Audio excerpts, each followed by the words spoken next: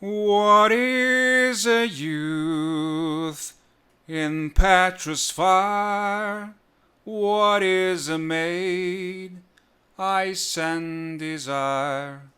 The world wags on.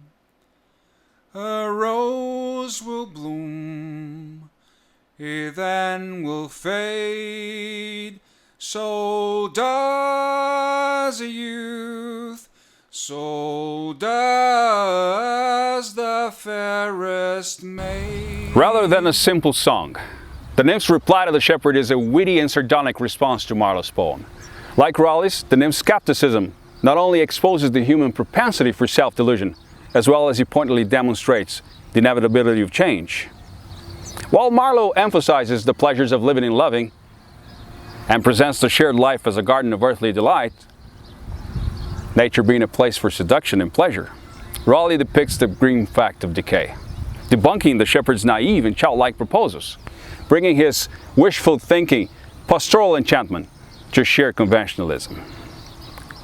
The Nymph's reply to the shepherd is a response from a nymph to a shepherd's proposal of love. The poem is in iambic tetrameter. It is made of six four-line stanzas, or quatrains, where each iamb regularly alternates between stressed and unstressed syllables. The emphatic rhythms focus on creating pauses in order to make the poem more rhetorically expressive. And additionally, Raleigh stops his lines very sharply, and also creates strong caesuras, sometimes two in a line. The nymph employs a subjunctive mood.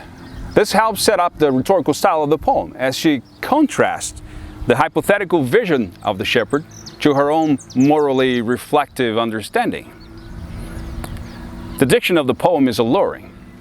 In the initial lines of each stanza, the nymph seems to adhere to the shepherd's pastoral diction of a happy ending, but just as quickly as the imagery is laid out, she mockingly undermines his vision with a more literal view of how life is short and will soon be forgotten, when she says, "If all the world and love were young, and truth in every shepherd's tongue, these pretty pleasures might be moved to live with thee and be thy love." The nymph questions slightly the honesty of the shepherd, not making too much about the fact that lovers lie. However, she's not saying that all lovers are subject to suspicion, but rather she's addressing pastoralism itself in its idealizations of both life and love. All idealizations are weak, for they only portray the best and forget about the rest. Even the eclogues of Virgil died in a sense, for Latin and all they represent couldn't last. Spenser's The Faerie Queen was a deplatonized virgin, and Astrophel laments the death of Sir Philip Sidney at the same time as he criticizes his public career and the sterility of Sidney's Petrarchan love poetry to Stella.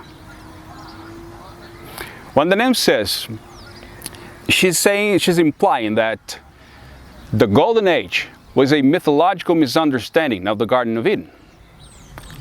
The figure of the shepherd as being good became central both in Virgil's classical works as well as in the Bible. There is a tendency to romanticize the shepherds, making them in our imagination good, humble, gentle figures. Actually, the shepherds of the time were often looked upon as unclean and outside the law, sometimes even as dishonest, for they often grazed their flocks on other people's lands. Yet we know Marlowe's shepherd was no Abel. I could agree with you, but then we'd both be wrong.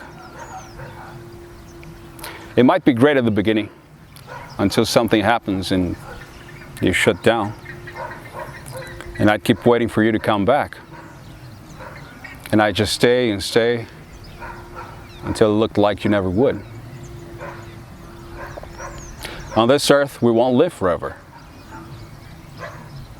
Will you love me when I'm older?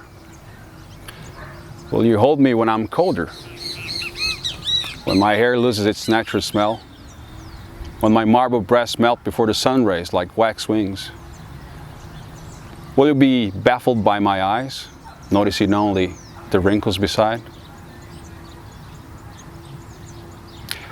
Will I still be your love in my usefulness, in my mental and physical degradation? You see, time drives the flocks from field to fold. When rivers rage and rocks grow cold, and Philomel becometh dumb, the rest complains of cares to come. On this earth, everything is temporal. The flocks which were on the field now have to move to greener pastures, or be brought together in one fold into the stable. Too much rain has caused the rivers not to be shallow anymore, but to rage furiously. And the rocks he said they would sit upon will now in the winter turn cold. Where are the birds singing now? Behold, they have become dumb, like Philomel of old, migrating back into the story from whence she came. Yours is a Grecian urn that can now hold. Flowers do fade in wanton fields, to wayward winter reckoning yields. A honey tongue, a heart of gall. This fancy spring, but sorrows fall. Here the fall is an allusion to both autumn and the fall of men, in which no one can live in fancy spring, as the shepherd suggests one can. With human consciousness, or with the knowledge of good and evil, one still must face the burden of the foreknowledge of change. Thy gowns, thy shoes, thy beds of roses, thy cap, thy kirtle, and thy poses, soon break, soon wither, soon forgotten, and fully ripe and risen rotten. Your gifts are fleeting, they can only symbolize decay.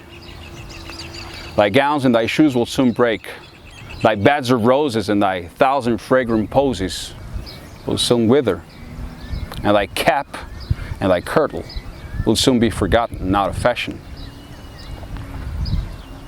Who art thou to claim eternity? For I am a nymph, and I have lived a long, long, long time.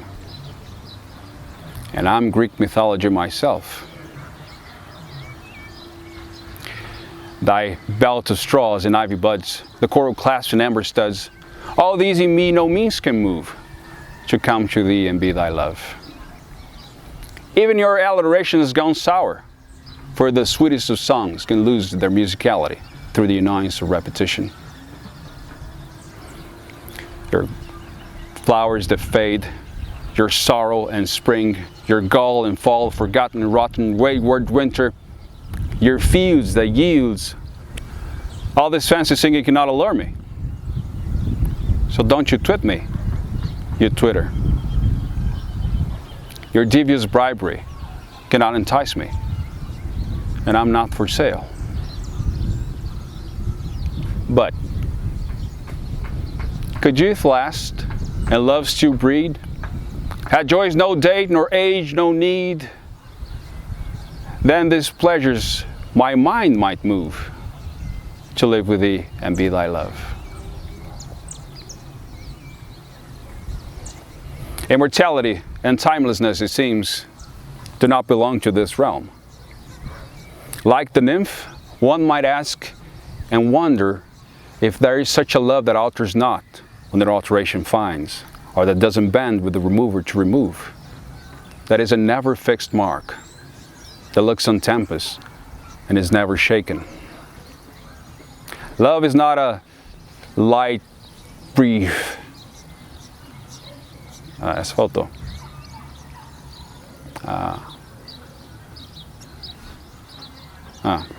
Dá para emendar nessa? Love is not a brief lighted distraction. It is a true commitment. And there is opposition in all things. After all, Adam fell that men might be, and men are, that they might have joy.